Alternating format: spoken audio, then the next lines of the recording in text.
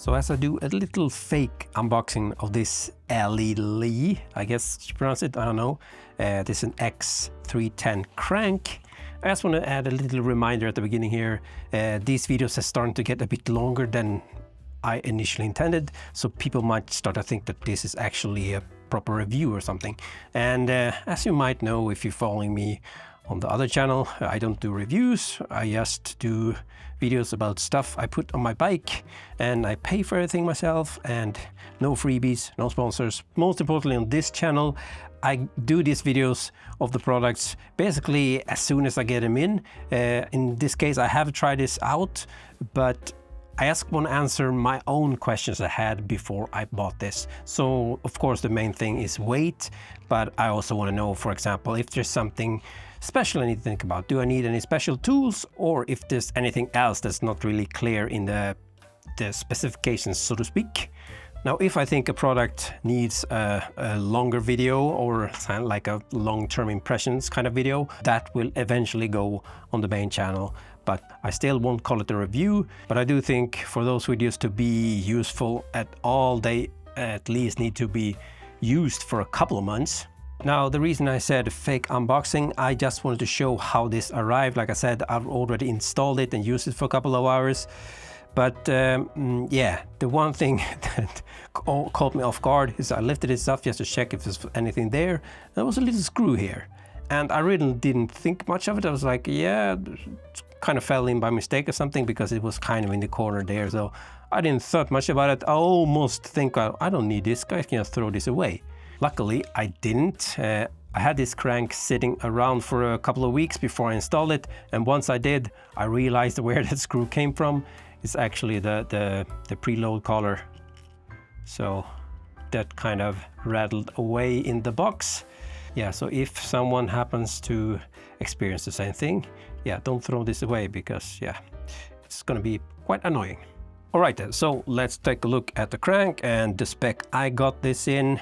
This is the, like I said, the Elilee, I guess, X310, and 310 is supposed to be the weight of the cranks, so we'll definitely check that out in a bit. I also got the combination with the aluminum spider. They also make something that looks like a forged carbon fiber spider, which will save a bit more weight. I will guess around 15 grams or something like that, but that's like 4 times the price of this. And since I don't know if this is going to be my daily driver, I went the cheap way now, and we'll see what happens in the future. This was also loose in the box, and just if someone is wondering, this will go in here and take up the slack, because this is the titanium 24mm spindle. They also make a 30 or a dub spindle, which you don't need that spacer. And the 24mm spindle is the reason why I was really interested in this crank in the first place. So I can use this crank with a bog standard Dura-Ace bottom bracket on my Echo, and maybe something else in the future that will be to be revealed. Yeah, anyway, you have this tool, and this tool is for undoing the actual spindle from the crank arm.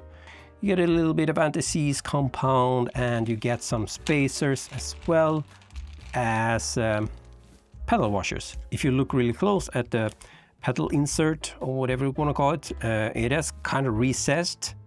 So I would actually recommend using the pedal washers. I do, at least. It's up to you, of course. You also get 4 washers, 2 thick ones and 2 narrow ones. So the thin ones are 0.6, basically, I think. Yeah, it looks like 0.6, and the fatty ones are 2mm. As you can see, this is a 165mm crank arms. Already did the first step into that world with the cheap Shimano GRX crank. And yeah, I won't say it's the best thing since sliced bread or anything like that, but I don't hate it still. Yeah, I'm not fully committed yet. THM actually makes a 165 now, which is good, but the delivery time on that is like over 6 to 8 months or something like that. Also, this is so extremely expensive for me now. I will not buy another THM crank with just too much money. It's basically, I think it's with the weak yen now, it's I think that the prices for me, I would pay almost 50% more now than I did with this. So yeah, that's just not in the cards now. So this will be my kind of attempt to get a really lightweight crank in 165, and as a bonus, a 24mm spindle. Still, I don't know if this will be a proper replacement. For me, we'll see how this turn out in the end. But of course, we will do some comparison where weights will land, because I can tell you, it still will not replace this if you just want the absolute lightest. More of that later. Now the mounting interface, they basically copied Easton or Raceface with their, I can never pronounce the system correctly, it's Chinch or something like that. The Chinch interface, so you see this wavy thingamajings, they go, how do they go? Something like this, and the tolerance actually feels very sturdy. There's no slack at all.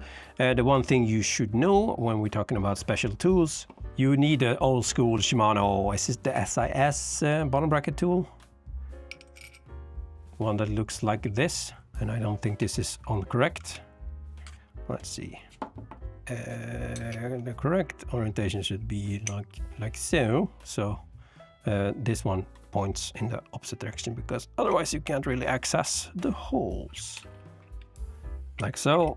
I am not enough strength in my hands for 37 to 40 Newton meters, so you need a bigger torque wrench for that. I won't do that now. And just like the Easton and Raceface, this has a self-extracting bolt, so you don't need any special tools other than an 8mm hex wrench to remove or install this crank. It's pretty simple. The preload adjuster that you adjust to remove any slack, and then tighten it down the lock screw. And since this actually had come out in the box, it might be a good idea to put some Loctite on that little screw. I wouldn't use any super heavy duty Loctite, but something to make sure it doesn't rattle loose while you're riding. And also don't forget to put this spacer in before you put that crank on, which I did just now. So there you go. All right, let's take a look at the weights. So as the model name suggests, 310, this should be 310 grams. And yeah, I guess this should be included in that, at least in my mind. So I will put that in. 123 plus 306 grams, that's good. Realize we should also include this to get the full weight. And then we have 310 on the dot. So yeah, at least they're keeping the promises there. If we check the weight of the Spider, then we have almost 50 grams, so 48.9. So if you do a complete check, ready to mount chainring, so crankset and Spider, 358.9. And of course we want to see then how much are we off for the gold standard, the THM Clavicula. Of course this is 172.5, so I would guess that 165 would be slightly lighter than these even. And this is 307.4, so basically it's the same weight as these without the Spider. So if you're looking for the absolute lightest, there's still no way to undercut this on the cheap, so to speak. Now for the sake of completion, I just want to build this up and hopefully show you how this looks with chainrings and everything on, because I would definitely want to know that myself. I just remember one thing I wanted to mention. If you look at the profile on these cranks, you can see this one is basically dead straight. So there's definitely might be a risk of heel rub, especially if you ride a lot of heel in your bike position or whatever.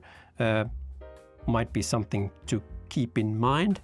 I thought it would be good to mention. I almost forgot to mention it, but there you go. All right, let's get some chain rings on here. And just to show how good this crank can look, I have the carbon tie chain rings and I will use the carbon tie chainring bolts with that, just to see how it can look in the absolute most beautiful combination, according to me, which is of course the correct opinion. So abracadabra, there we go. Not bad, not bad, I guess. So let's just put the crank on as well. Like I said, standard 8mm hex wrench to install and remove this. Really simple, and like I said, it's a self-removing bolt, so you don't need a crank pull or anything like that. 40 to 50 Nm for the 8mm one. So for completeness sake, let's see the fully assembled crank with chain rings. And just to be thorough, these are the two shims I use with my Dura Ace bottom bracket. And we'll add 0.4 grams as well. So should also put the pedal washers on, because that's how I use it. But you can always subtract that if you don't want to use that. 494.4 grams. So we have a sub 500 gram complete crankset. I'm not complaining about that, especially with the price I paid with the Black Friday $100 off or whatever it was. So I always throw in the THM crank fully assembled as well. And of course, you already know that if you're quick with your math in your head, we are still quite a bit behind the THM crank. But it's always good to have options, don't you think? I think that's it for now. These might make an appearance on the main channel eventually. We'll see about that. This video definitely became a lot longer than anticipated. That seems to be the trend right now for this channel. Anyway, catch you in the next one. Peace!